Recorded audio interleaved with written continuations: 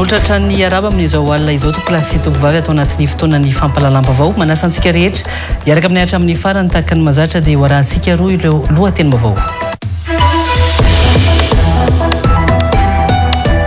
Vola valo tapitrisa dolara raha kely indrindra no tokony ho azo amin'ny lavanilina raha ny ao amin'ny faritry Sava saingy olombitsy tsy avy any an-toerana no tena mahazo tombotsoa amin'izany izay vao maika miteraka fahavoazana ihany koa hatramin'ny famerana ny vidin'ny lavanilina ho $500 ny kilao hoy siteny Irandrena Solonayko androany tao andapa nandritra ny miavatory izay notanterahany ary nitakiny ny analalahana ny sehatry ny lavanilina any amin'ny faritry Sava.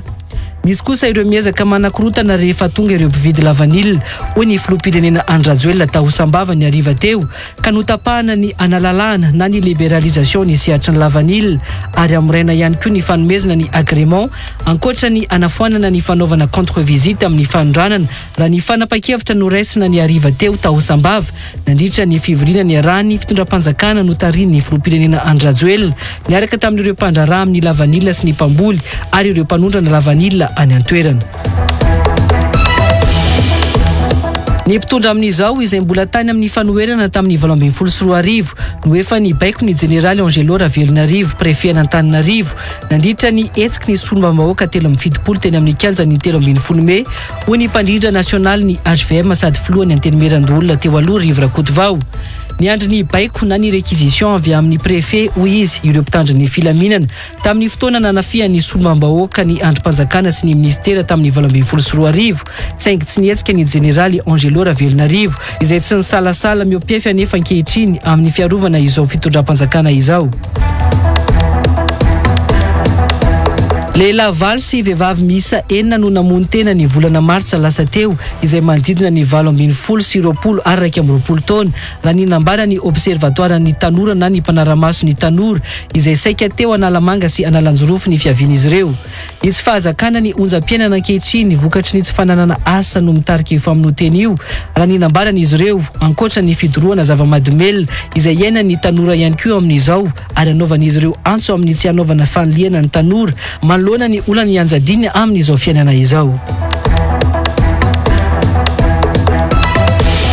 Azao kosa isika dia hiaraka amin'ny miorana araka ny tsara ho fantatra mikasika ny mety ho toetry ny andro.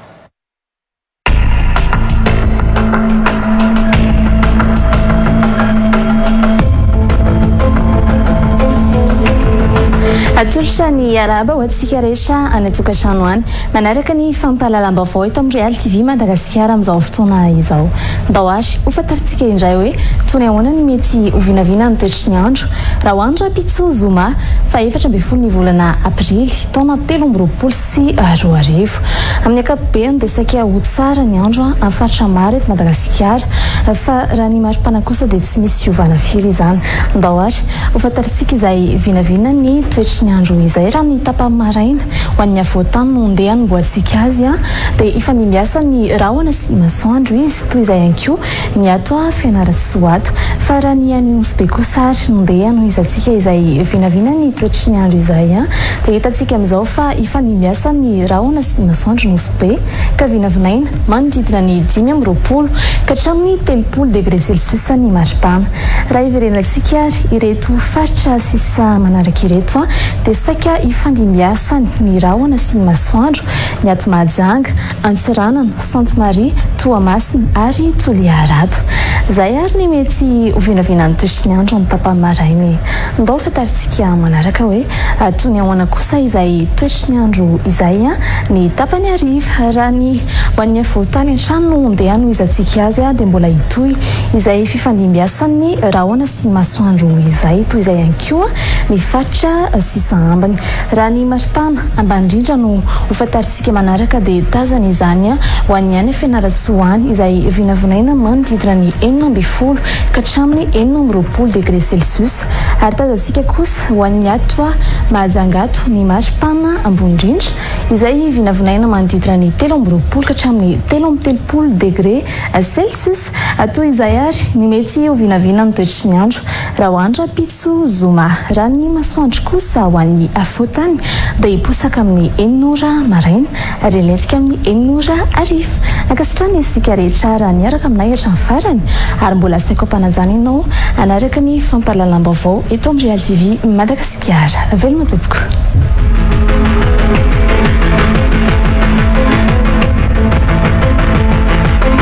Ataka ny mazatra mialohan'ny idirana amin'ny antsiprian'ny vaovao dia ho arahantsika vetivety ihany koa ireo lohateny.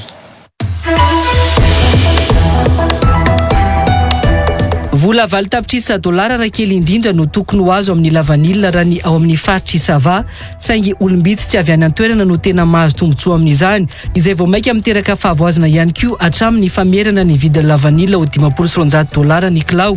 Hoy Siteny Irandrena Solonayko androany tao Andapa, nandritra ny miavatory izay notanterahany ary nitakiny ny analalahana ny sehatry ny lavanilina any amin'ny faritra Isava.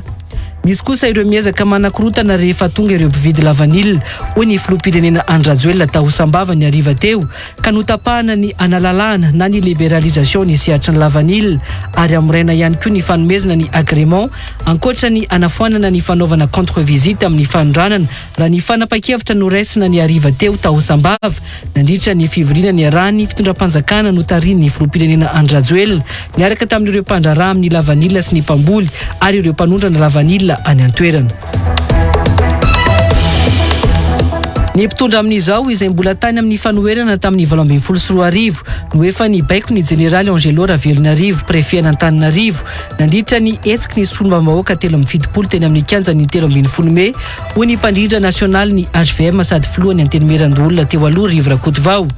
Ny andry ny baiko na ny réquisition avy amin'ny prefet hoy izy ireo mpitandro ny filaminana tamin'ny fotoana nanafihan'ny solombavam-bahoaka ny androm-panjakana sy ny ministera tamin'ny 2024 saingy tsy nihetsika ny Jeneraly Angelo Ravelonarivo izay tsy nisalasala miopefy anefa ankehitriny amin'ny fiarovana izao fitondram-panjakana izao.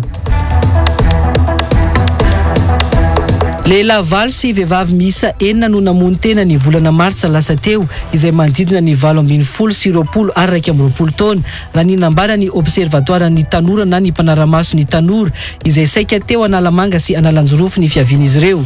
Ny tsy fahazakana ny onjam-piainana ankehitriny ny vokatry ny tsy fananana asa no mitarika io famonoteny io raha ny nambaran'izy ireo ankoatra ny fidorohana zava-mahadomelina izay iaina ny tanora ihany koa amin'izao ary anaovan'izy ireo antso amin'ny tsy anaovana fanoliana ny tanora manoloana ny olana ianjadiny amin'izao fiainana izao.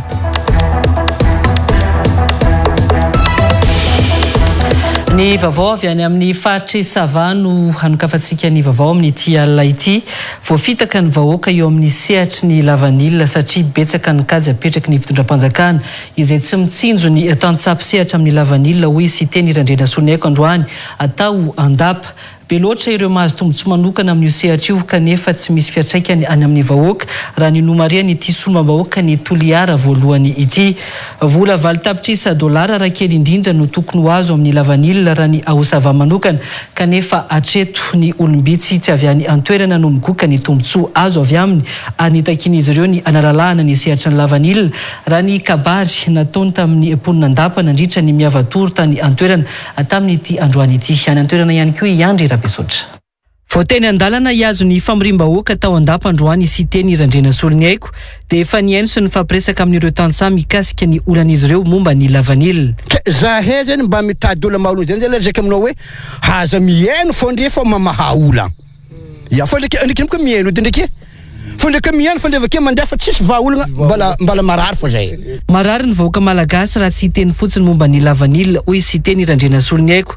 Vao maika mantsy nidina farany ambany ny vidin'ny lavanilina kanefa ny fampitomboana avy telo eny ny vidiny no nampanantenaina, hoy izy. Marary ny vahoaka malagasy raha tsy hiteny fotsiny momba ny raha toy lavanilina. Président nitohanatsika teo averiko ny teny hataony avy telo heny hoy ny vidin'ny lavanilina.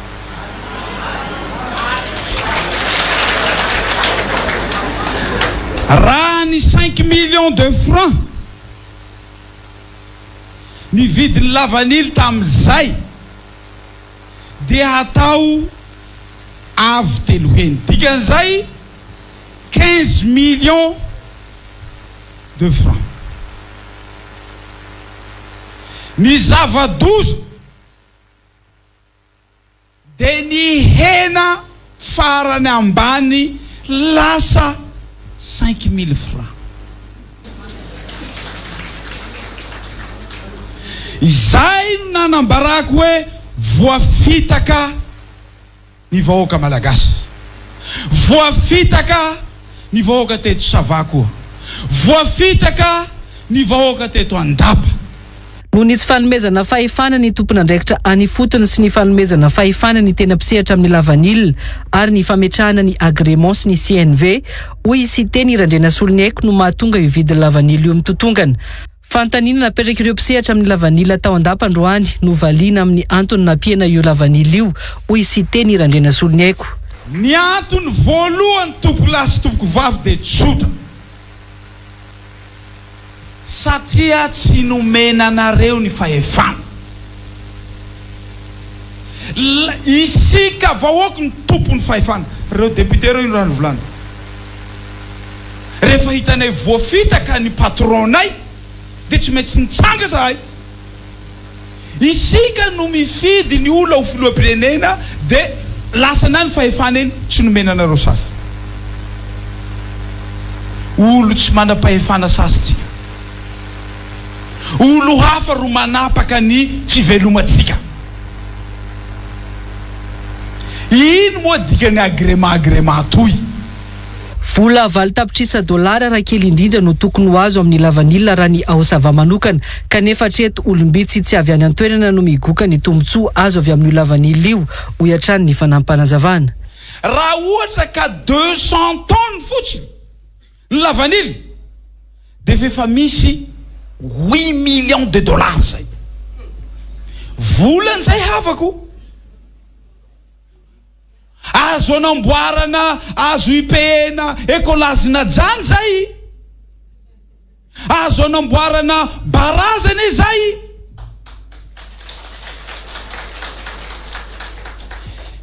Raha mahagaga de zao.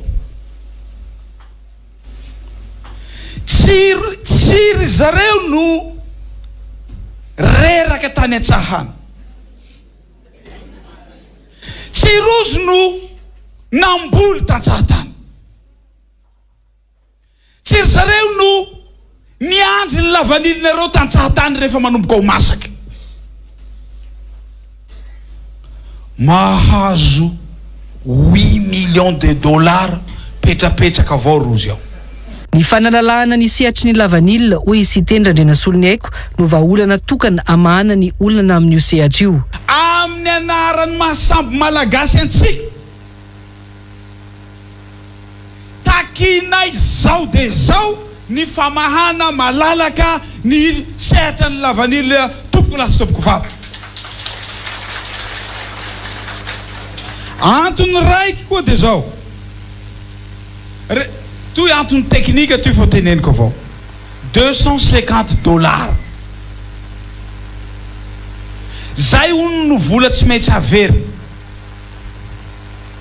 Rehefa nijerena le izy, tsy zay no vidy lavanilina internasionaly. Tsy afaka mivarotra amizay isika, tsy afaka manondra tsika, satria raha vao mamarotra antsika ka $150 no vilindrozy any, ka mampolo-drala Madagasikara tsy $250 gadrandrozy longonareo reo. Mbola hanamafy ny tolona amin'ny fanatsarana ny sehatry ny lavanilina ny solombavam-bahoaka Sité Nirandrena Soloniaiko sy ireo miaradia aminy raha nanambarany androany tao Andapa. Fa hoesorina kosa ireo sakatsakana rehetra amin'ny sehatry ny lavanilina ka ao anatin'izany ny fanalalahana na ny libéralisation hoy ny filoham-pirenena Andrajoelina androany napetraka ihany koa ny fanamorana ny fanondranana ny lavanil ka tsy isy ny contre-visite ho amoraina ihany koa ny fahazona ny agrément manomboka izao raha araka ny fanapakevitra noraisina nandritra ny fandalovan'ny filoham-pirenena Andrajoelina tany Sambava androany nisy moa ny fivoriana ny arahany sy tamin'ireo mpandraraha amin'ny sehatry ny lavanil ny mpamboly lavanil ary ny mpanondrana lavanil niaraka tamin'ny fitondram-panjakana no tarian'ny filoham-pirenena tao amin'ny distrika ny Sambava no tanterahana ny tolakandro teo arahantsika ny antsiprian'izay. Misy ireo miezaka ny mampidina ny vidy lavanil io hoy ny filoham-pirenena tao Sambava androany nampiematra ny mpividy io fanakorontanan'io raha nanambarany. Dia eny anareo mpamboly eny anareo mpisehatra rehetra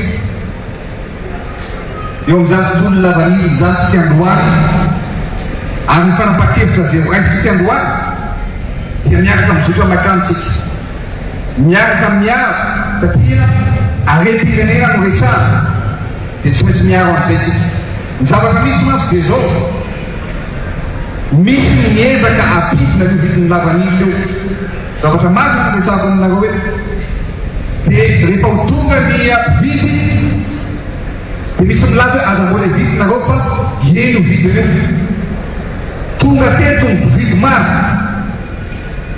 fa misy no mandoko le misy no manakorotana dia mihemitra ireo le mpividy. Vaolana telo araka izany no nentin'ny filoham-pirenena Andrajoelina nandritra ny fidinana ifotony tany Sambava mikasika ny olan'ny lavanil nofoanana ny contre-visite atao amin'ny lavanil izay ahondrana raha nanambarany filoham-pirenena. Atao fomba rehetrarehetra izay anamorana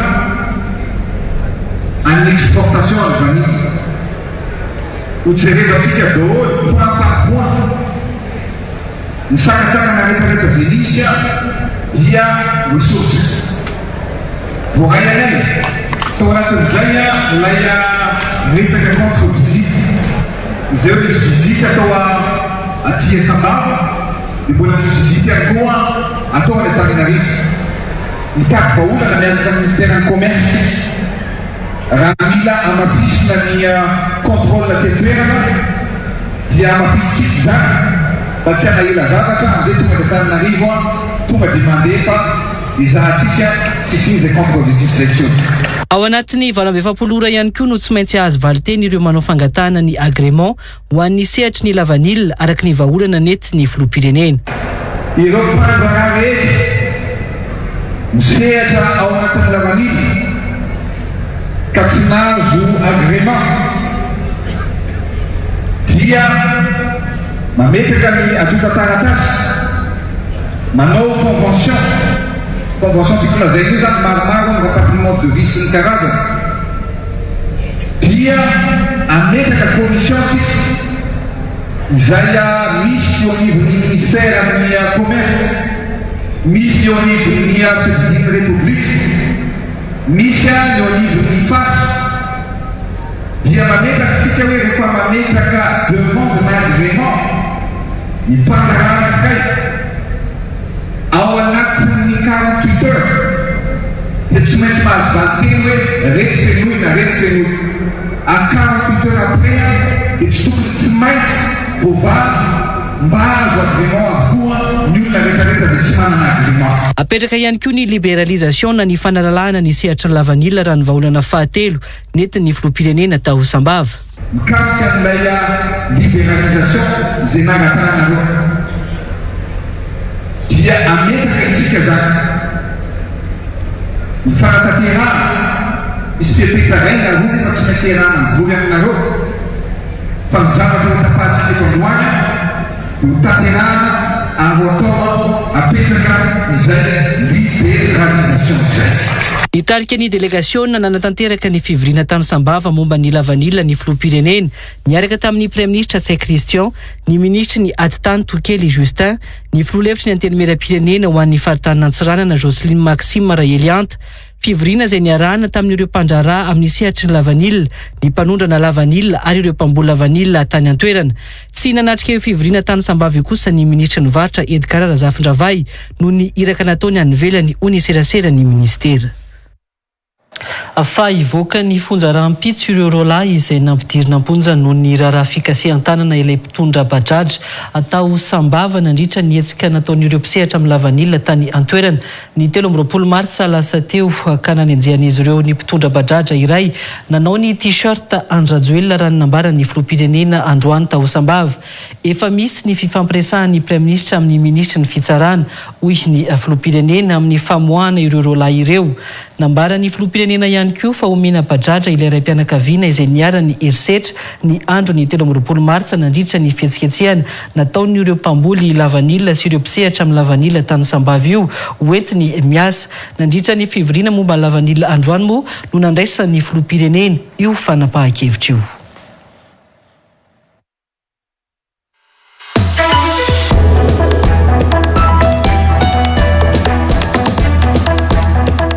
Vahiny fandarana l'invité du jour anio alakamisy fa 3 ambin'ny folo ny volana aprily taona 2024 oriny fampahalalam-bavao amin'ny 6 ora alina eto amin'ny Real TV Madagasikara. Andriamatoa Randrianirina Jean Ignace na i Ramasy mpandrindra mpiara-mitantana ny G5 sy ny vondrona panorama mpanolo-tsaina kominaly ary filohan'ny KD HSB iresaresaka mahakasika ny tontolo politika sy ny fivitianana fa eo ihany koa ny fiainam-bahoaka sy ny sosialy. Anasananao ary naraka izany.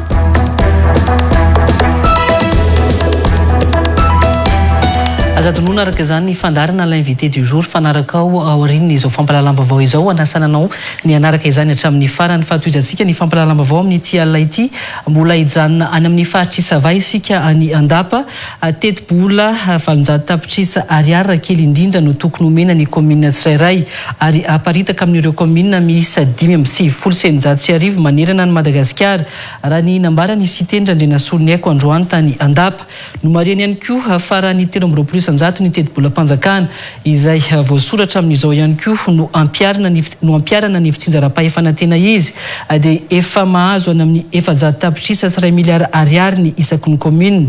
Tsy nisy nampiatra ny fitsinjaram-pahefanantena izy nefa ireo mpitondra teo anatin'ny 770 taona hoe ty solomam-bahoaka ny toliara ity izay nitaky ny adiny amin'ny fitsinjaram-pahefanantena izy satria tsy misy afa-tsy 200 ny teti-bola mpanjakana ihany no azon'ireo commune izay tsy avy tany izy ireo miantoka ny fampanosoana eny fotony.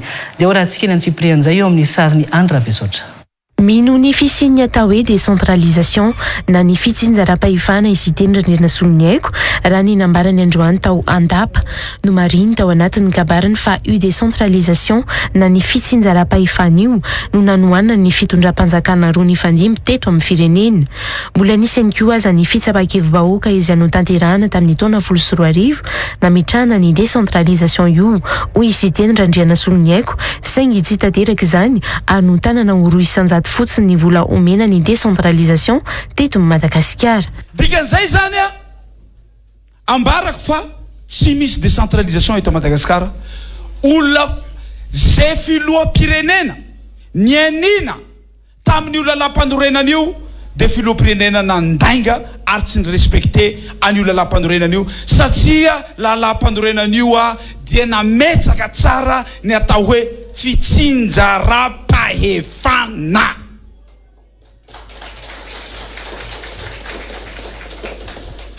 Fa 10 tao latsaka ray taona na 49 ans na 70 tao sy viambo no tsy nisiny zany décentralisation zany teto Madagasikara.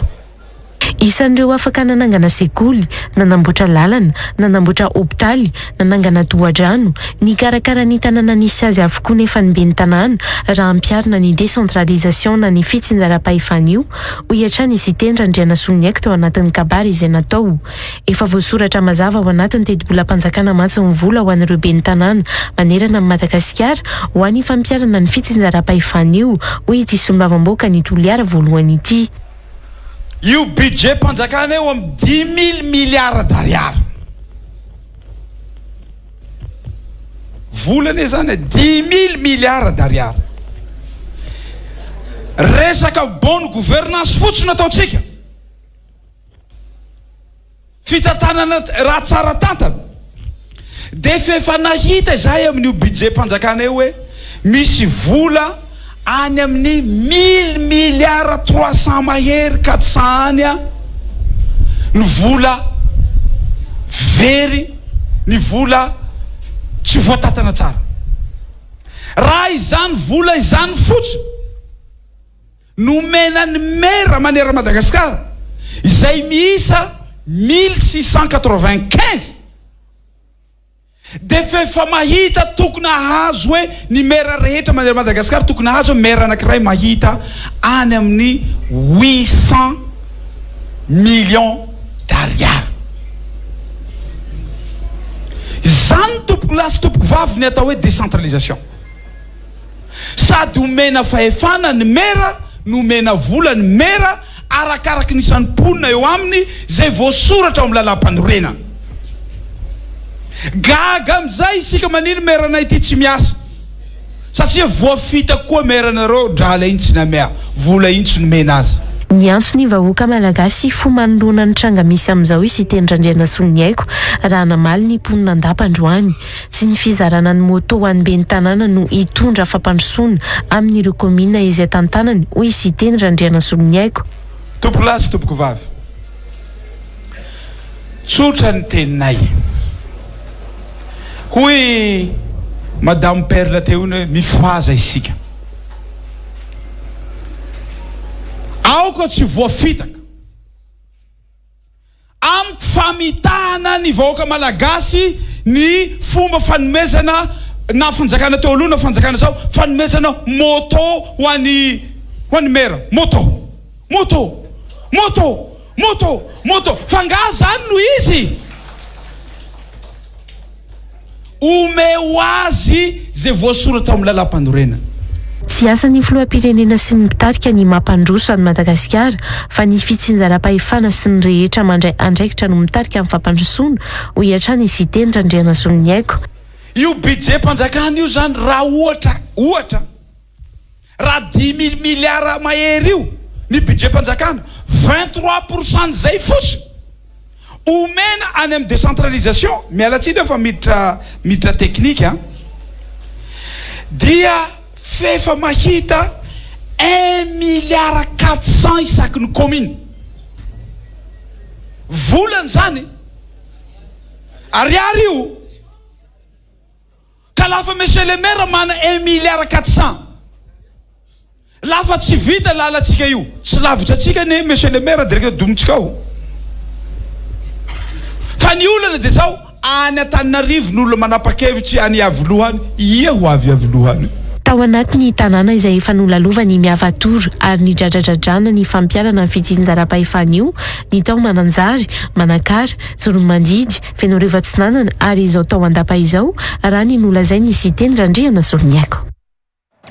Fa miantso ny vahoaka malagasy ifo ny solombavam-bahoaka Perle Bien-Aimé voafidy tao amin'ny distrika ny Tolaniaro androany tany Andapa ampahatrainy izao fitondrana izao ny vahoaka indrindra fa ny ao Tolaniaro hoy ity solombavam-bahoaka IRD ity.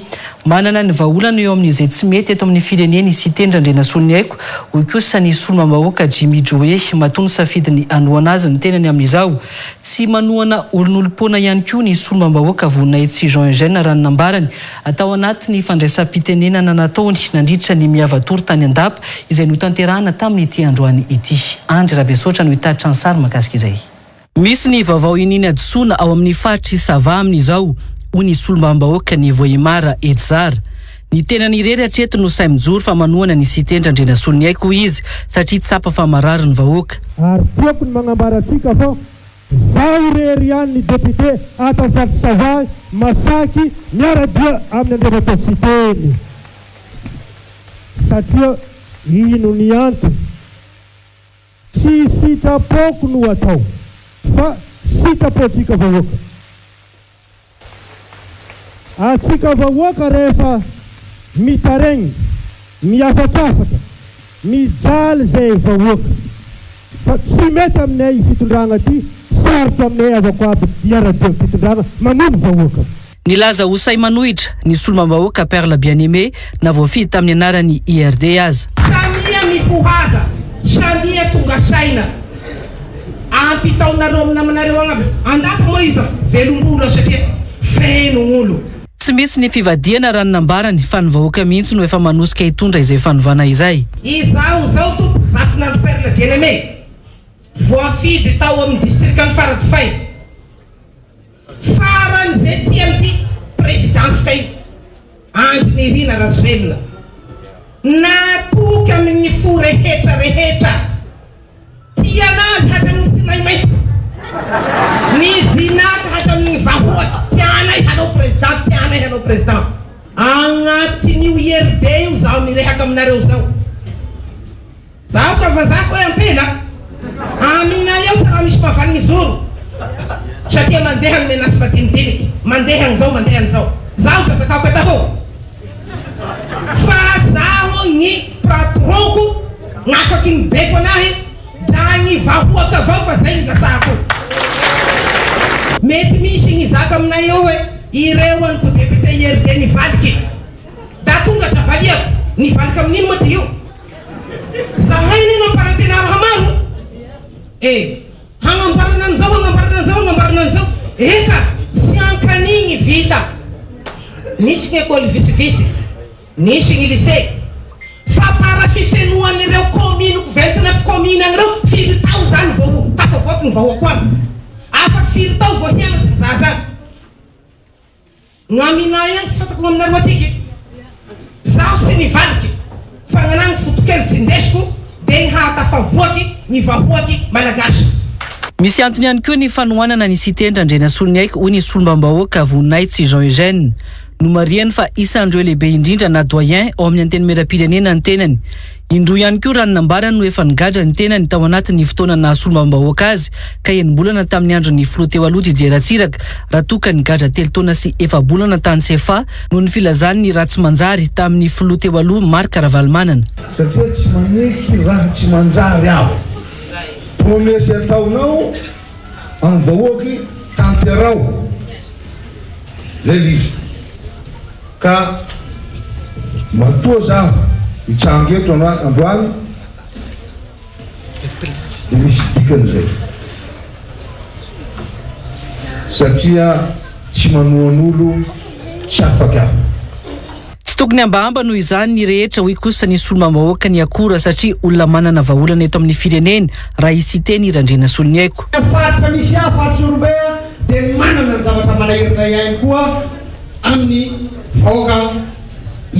vahoakanay any amin'ny faritra Orobe zay ka dia vonona ny andray atsika présidentité vonona iainotsika satria tombony tompolasy tompovavy de efa solombavam-bahoaka io lehilahy io ka fantatry tsara fa ny solombavam-bahoaka dia afaka mihay ny vahoaka de enona aloha lefa le olany vahoaka ary fantatry fa io lehilahy io efa manomana vahaolana. Tao anatin'ny distrikta Andapa no nanokafa ny sitendra Andrenasolony aiko ny fianonana ny vahoaka tamin'ny miavatory ho an'ny faritry Sava androany. Tao amin'ny cercle chinois kosa no nanatanterahana ny miavatory Andapa io ary nandraisana ireo vahoaka ny sitendra Andrenasolony aiko sy ireo solombavam-bahoaka niaraka taminy.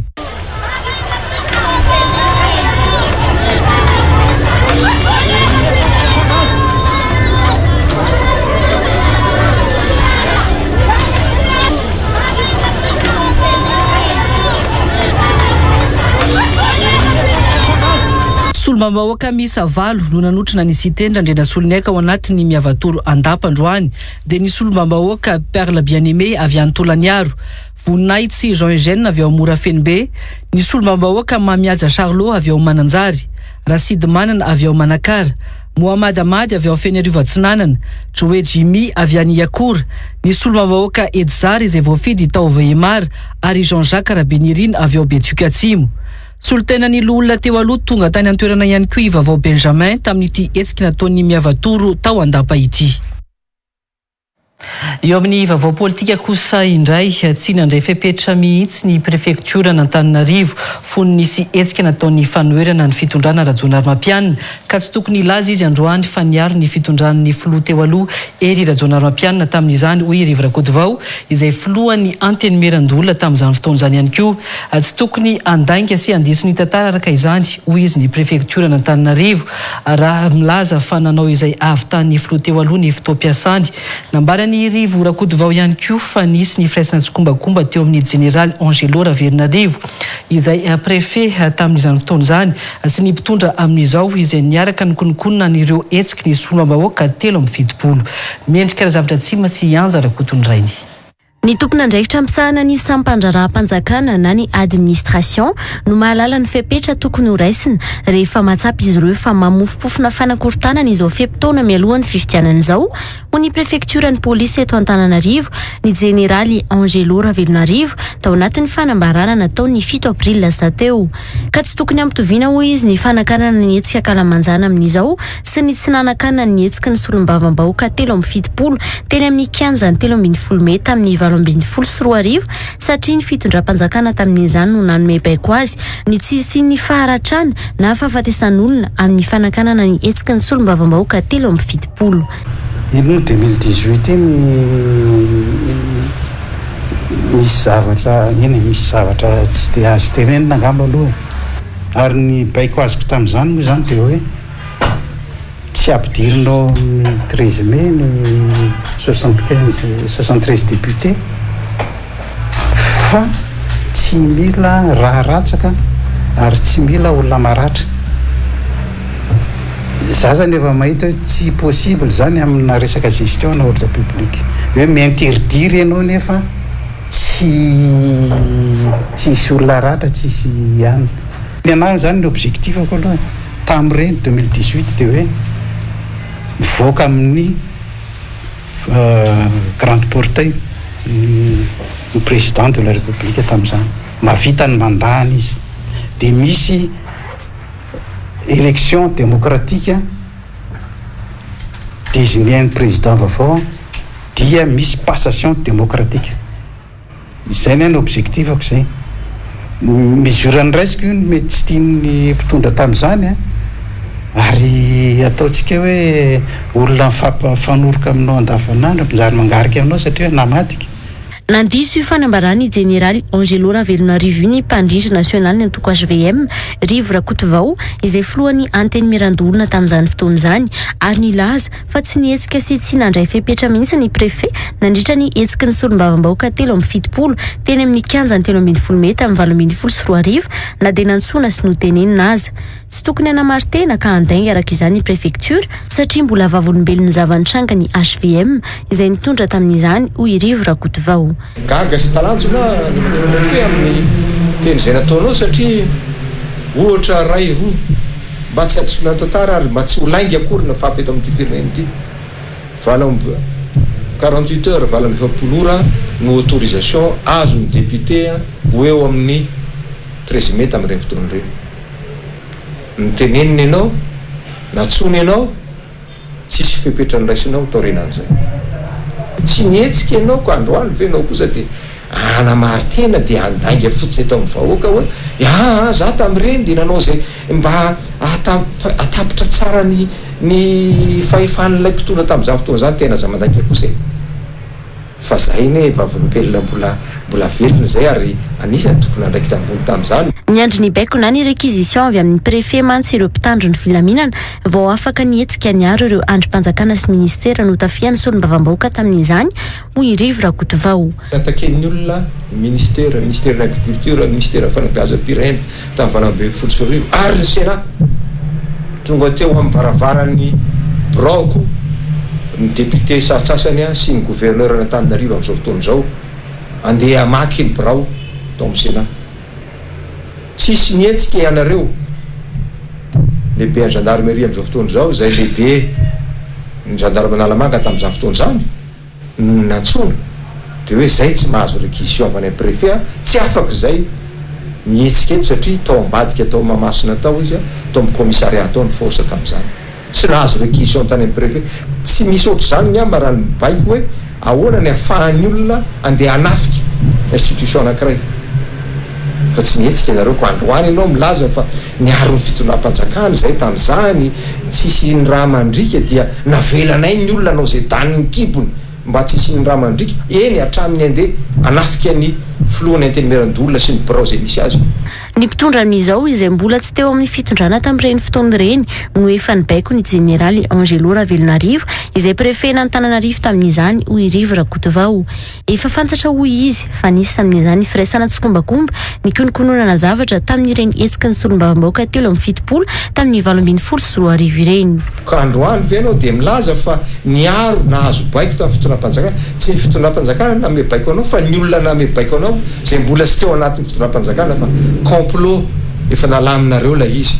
Tsy maninona fantatra efa nitsokonokonona tany anareo na dia teo ary ny hoe tamin'ny fotoana tonany iaina zao mampiana no naresananao brife tsisy olana zany meka zany toerana zany ianao fa androany kosa aza tosoana ohatry zany le izy rehefa tena maro teny ianao a fa tsy izay fepetra raisinao androany a no entinao anatosoana ny zavatra nyraisinao tamin'ny 20 izay tsy mitovy mihitsy tamin'izany tsy nirarahinao tsy niarovanao a ny fahefam-panjakana tamin'izany ny institution tamin'izany tsy narovanao fa mibaiko ny olona zay mbola tsy teo amin'ny fitondrana. Ankehitriny a reo olonireo mibaiko anao a dia lasa indray ianao a manao excès amin'ireo fiarovana an'izany fitondram-panjakana zany. Manoloana ny fanambarany prefektura n'Antananarivo mikasika ny fananany filoham-pirenena Zofeno anao hetsika ao anatin'izao feptom-piasany mbola tsy tapitra izao dia nilaza i Rivo Rakotovao fa fanohitohinana ny zo fototra ny olom-pirenena sy ny mpanao politika ny fanakatsakana ny mpanohitra tsy afaka anao hetsika kalamanjana. Eo amin'ny vaovao makasika ny any amin'ny faritra atsimon'ny Madagasikara kosa indray tsy mahavaolana ireo orinasa vaventy mpitrandraka efa misy eto Madagasikara matombo mbola betsaka ny fifindramonina miparitaka iran'ny Madagasikara any amin'ny faritany ny Toliara raha ny nambarany Eliara Bevahiny sekretera jeneraly ny Antoko Otrikafo no sady zanaky ny faritany Toliara. Izany indrindra no entin'izy ireo hanoerana ny fanokafana ny tetikasa bazy Toliara raha ny nambarany any pikarama anady ihany koa ireo karazam-pikambanana izay karamaina amin'ny fitakiana ny fanokafana ny bazy Toliara io ho ihany Eliara Bevahiny saika manohitra io bazy Toliara io avokoa mantsy ireo foko voakasika manokana amin'ny tetikasa ity ho iatrany i Eliara Bevahiny. Nancy Haranevson sy Ezekia Irmalala no hitatitra ny Antsiprian'izay. Fandrebrebena ny isan'ny vahoaka ny Toliara fotsiny ny filazana fa anome asa sy voamaika ampandroso ny fahatany Toliara ny fanokafana ny bazy Toliara ao Toliara faharoa raha ny nambarany Eliara Bevahiny androany. Tsy nisy vahaolana asa sapahitanana nomendro orinasa hafa mpitrandraka misy any amin'ny faritra atsimo iny mantsy hatreto raha ny nambarany any antony anoeran'izy ireo ny fanokafana ny bazy Toliara. Zay ao anatin'ny FIMA zany dia contre tanteraka ny fikasana hoe hamoana nio orinasa bazy Toliara indray. Tsotra ny antony satria zay hoe mahafantatra tsara tsika aloha fa tsy iorery akory ny ataontsika hoe orinasa fitrandrahana vaventina hoe grande mine misy eto Madagasikara. Sala amin'izao ihany zany ny fampanantenana natao tamin'ny famoana ny QMM kanefa amin'izao fotoana izao zao hoe matony betsaka ny mpitarika posy ao Toliara zay ny foko atandroy betsaka amin'izany mato misy an'io ataontsika hoe fifindramonina ataon'ny foko atandroy miparitaka eran'ny Madagasikara io dia hoe tsy mahavaolana anie zany ny orinasa QMM ao amin'ny resaka hoe kere zany moa miresana satria mifanily eo moa zany ny faritra nosy sy ny faritra androy dia zay hoe izay indray ve no andeha hoentinareo bataina ty amin'ny faritra atsimo andrefa nakilazanareo hoe mila sokafana ny orinasa bazy Toliara. Misatra any amin'ny 3 arivo mahery ireo mponina anatin'ny foko manohitra nyity bazy Toliara ity amin'izao tafiditra ao anatin'izany ny foko Masikoro, Zanandrika ary ny fikambanana Mazoto Mikea. Izany hoe saika ny ankamaroan'ny mponina any an-toerana hoy Eliara Bevahiny. Pikaramanady avokoa araka izany ireo karazam-pikambanana hafa izay mitaka ny fanokafana ny tetikasa bazy Toliara io hoy ihany Eliara Bevahiny. Zany fandrebirebena hoe hitondra tombotsoa ho an'ilay faritra ho an'ny Madagasikara zany dia zay hoe fandrebirebena zany mato ny foko Masikoro mbola mijoro amin'izao fotoana izao hoe tsy manaiky an'ilay fitrandrana zay ireo no tena tompo-toerana dia zay hoe olona mercenaire olona pikaramanady no ambiny. Namafy moa ity zanaky ny foko Masikoro ity fa ny lalana mifeny fitrandrahana reny ekipony tany eto Madagasikara mihitsy no tokony mila fijerena manokana. Fa tsy maintsy takina amin'ny fanamboarana passeport ny taratasy fanamarina ponenana na ny certificat d'hébergement ho an'ireo aka passeport hoy ny lehibe ny sampandraraha misahana ny fanomezana passeport malagasy androany. Fepetra sivana ho fiarovana amin'ny fanondranana olona nivelany antsokosoko no mipetraka amin'izany fa tsy miova ireo fepetra hafa amin'ny fangatahana sy fanamboarana ny passeport ho hatrany ity lehibe ny sampandraraha misahana ny fanomezana ny passeport malagasy ity. Nitondra fanazavana mikasika io fanamboarana passeport io ny lehibe ny sampandraraha misahana ny fanomezana izay passeport izay. Ndeha rahantsika ny fandedina hoentiny Nancy 900 sy tokony ena Randrianjatovo. Anisan'ny teraka resabe sy fimenomenoana natao amin'ny tambajotra serasera ho an'ireo naka passeport teny amin'ny polisy pirenena misahana ny fanamboarana ny passeport malagasy ny fahasarotana makazy io raha ny tatitra azo androany. Nilaza nefa ny teonivon'ny polisy pirenena misahana ity fanamboarana passeport ity fa mila ara-dalàna sy mazava ireo antota taratasy ilaina amin'izany.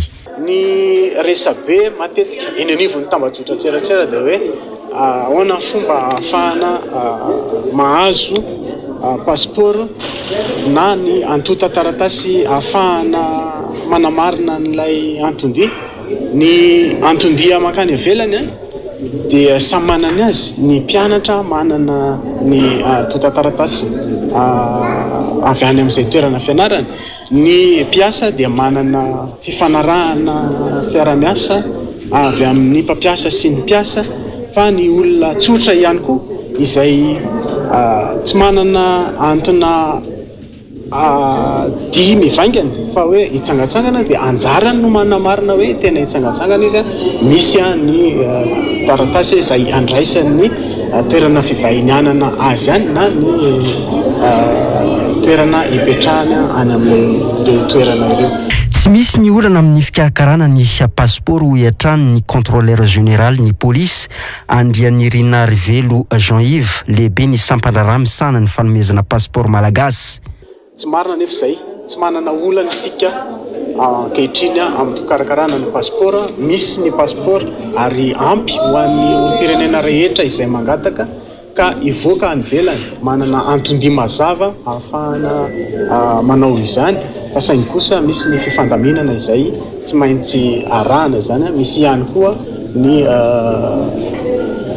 priorisation ngamba no mahalaza azy hoe iza no mandeha aloha ao anatin'ny fikarakarana sy ny fangatahana an'ilay passeport.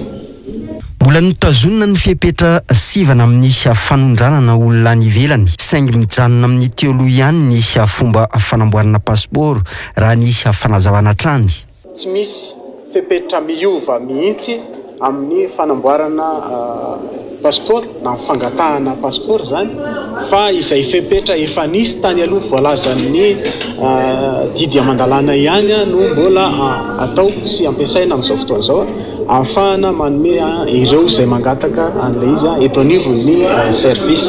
Saingy kosa misy ireo fepetra sivana izay iarovana ny olom-pirenena amin'ny fanararaotana isan-karazany, amin'ny famarinana olona anisan'izany, amin'ny fanaovana trafika na fandefasana olona makany ivelany ihany koa. Ireo fepetra sivana ireo no mbola tazomina amin'izao fotoana izao. Fa tsy sarotra ny manao passeport fa izay manana antondia mazava, izay manana antota taratasy feno ka tadiavina ety anivon'ny service dia mahazo passeport daholo. Manomboka amin'ny 9 maraina ka hatramin'ny 10 maraina no misokatra ny fandraisana ireo antota taratasy eo amin'ny sampandraraha misahana ny fanamboarana ny passeport malagasy raha ny hanambaran'ny polisy pirenena hatrany. Lafimbavao hafa kosa indray 3 tapitrisa ariary hatramin'ny 4 tapitrisa ariary ny saran'ny fiondranana antsokosoko makany Mayotte miala avy eto Madagasikara raha ny fandiadiana izay nataon'ny filohan'ny fikambanana amical malagasy Maoré ao Mayotte na ny A3e androany. Saika manambady teratany Maoré na miasa no ataon'ireo malagasy tonga any antoerana sy mitsoponenana ireo raha ny fanampy mpanazavana hatrany. Misy anefa ireo manambitana mahazo ny zopirenena frantsay saingy misy kosa ireo voaroka hiala ao antoerana amin'izao fotoana izao noho izay tsy fananana ny taratasy mazava izay ho ihany ny filohan'ny fikambanana A3e. Miendrika zavatra tsy masy anjara kotony iray no nanao ny fandiadiana mahakasika izay. sambo mpitondra olona ntsokosoko manodidina ny 10 isan'ny taona no miainga amin'ny sisiny avaratra andrefa ny Madagasikara iny miazo any Mayotte raha nambara ny filohan'ny Amical Malagasy Mahorais à Mayotte na ny A3e androany manodidina ny 20 hatramin'ny 50 isaky ny botry na sambo na vedette ny olona miainga amin'ny sambo iray mitondra malagasy mpifindra-monina ntsokosoko ireo raha nambara ny androany andoavam-bola ny fandehanana mitsoka makany Mayotte io ho ity filohan'ny Amical Malagasy Mahorais à Mayotte ity. Foeny matetika dia hoe ny olona lakiray rehefa mangataka ho an'ny Mayotte amin'ny fomba ntsokosoko amin'ireny botry na sambo na vedety na bateau à voile de 15 millions à 20 millions FMG ny olona ray. Raha tsy misy angely mitady handeha tsy handeha angely le sambo tsy angely hitondra olona hitondra satria tsisy la demande matoa misy zay le fandehanana misy la demande tsy misy ny mpandeha tsy misy ny mangataka hoe oento a angamba tsy misy tsony zay zavatra hoe misy olona mandray vola dia mitondra olona fomba atsokosoko makany. Fitadiavana fiainana tsaratsara kokoa no andehanandreo malagasy any Mayotte ireo hoy Ramson Abdallah. Zareo efa tonga any ohatra ny olona rehetra mitady fiainana en voalohany mety ataontsika hoe tena sapapie marina fa io mo ny sansy ny rizika ny isak'olona misy ny anjarany any ambony tany mety mahita asa ny asa mety mivadika teorina arakaraka fikarakarana lasa ara-dalàna mety mahita vady ny vady na lehilahy mety vehivavy manana zoom-pirenena frantsay mahazo pirenena frantsay na ny vehivavy mahazo lehilahy manana zoom-pirenena frantsay mety manambady dia afaka mipetraka amin'ny fomba ara-dalàna. Ny fifindramona taty afara io nataontsika hoe de façon illégale antsokosoko dia miteraka koa ataontsika hoe fanomezana oxygène ny économie any Mayotte satria reny olona reny dia miasa amin'izay asa zay hoitany any.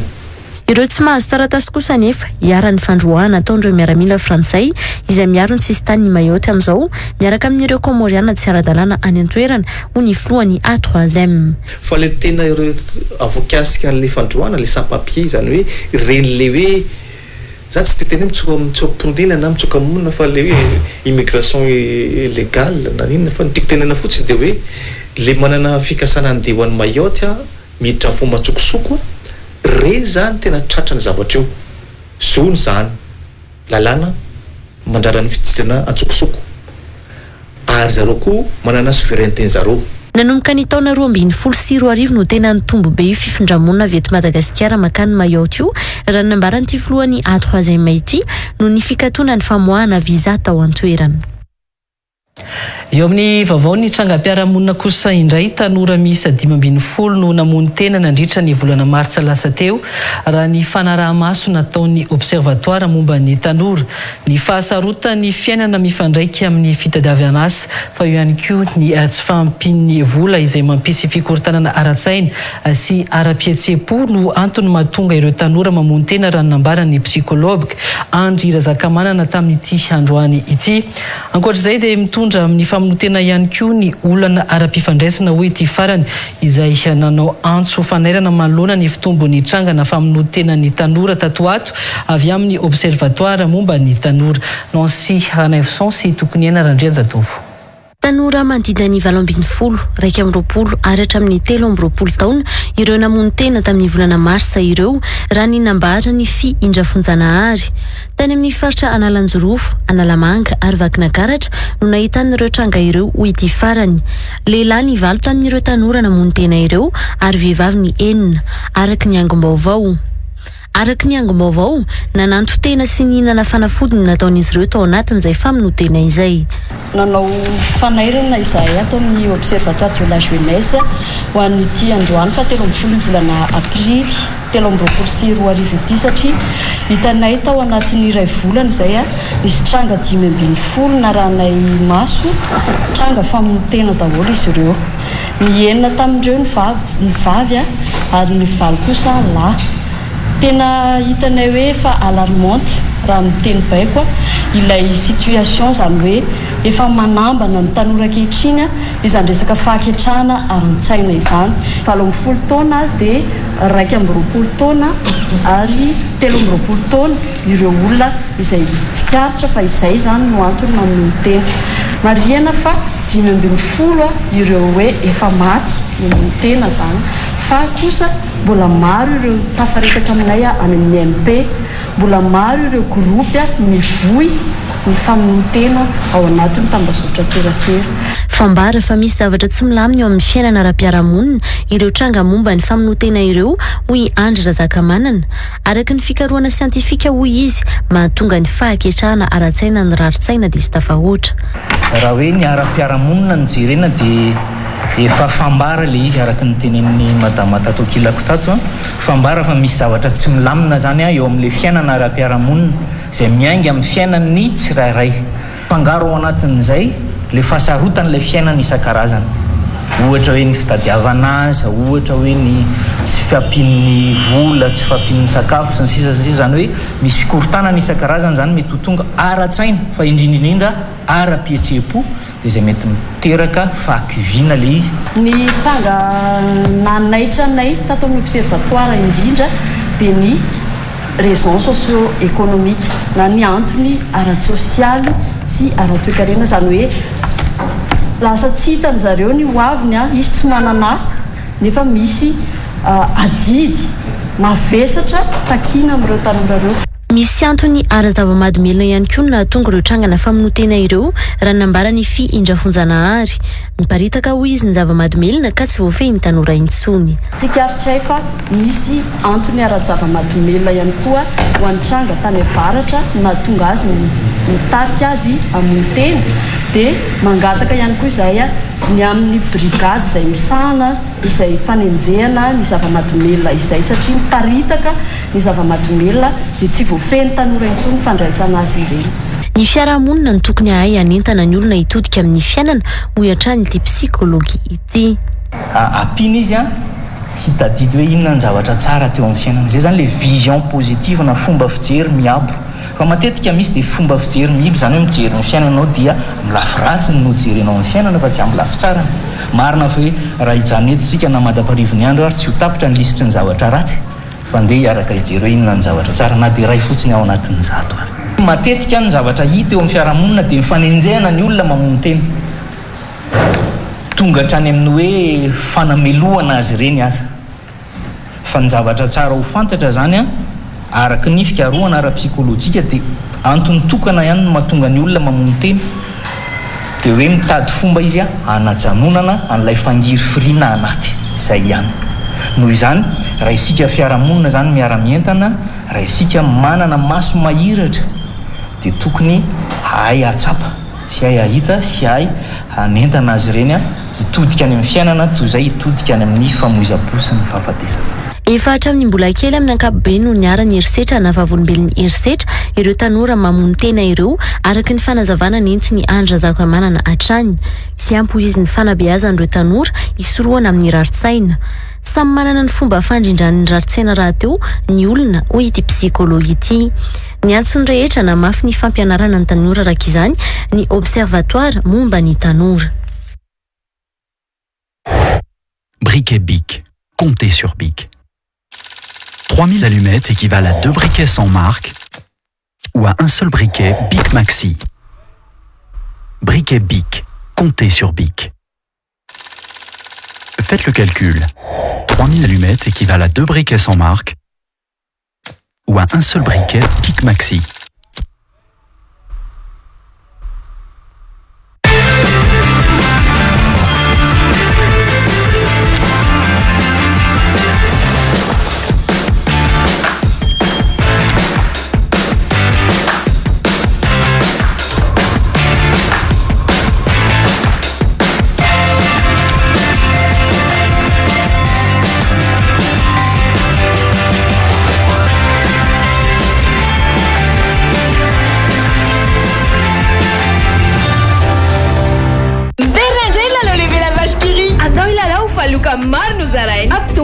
hitanao fa mety azahoana hatramin'ny fiarakodia fiarakodia tsotra ny fomba fandraisana anjara manangona étiquette triangle la vache qui rit n misy personnage Disney samihafa apetao amin'ny taratasy fotsy misy anarana ny adresse ny CIN ary numéro téléphone anao ataova anaty valopy aratero mivantana any amin'ny somadis tsara lalàna na alefaso amin'ny boîte postale 590 ny fisarihana dia atao amin'ny alarbi fito jona amin'ny roa ora ao amin'ny somadis tsara lalàna la vache qui rit parce que c'est bon de rire.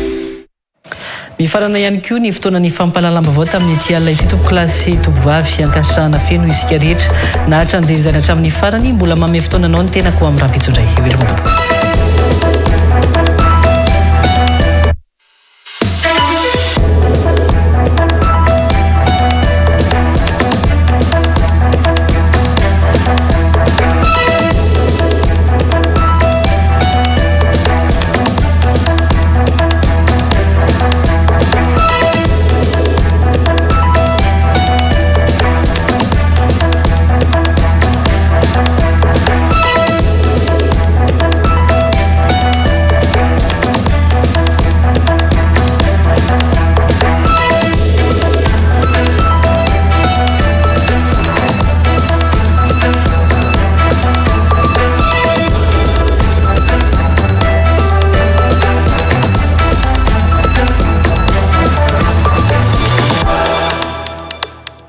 Real News Natulchi.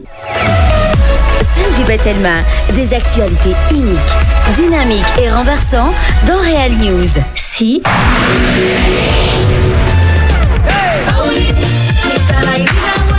Vaovao be Vaoline poudre lavande sady manitra no mandroatra tsara nefa tsy manimba tanana. Mbola io foana ilay Vaoline mahazatra antsika. Toy ihany koa i.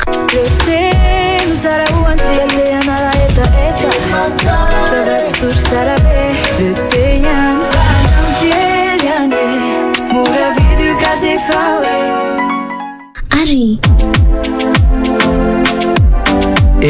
Tonga ny entana vaovao atao amin'ny Mateza Taolina. Koa manasanao izay itsika ny Plan de Vente amin'ny Mateza Taolina.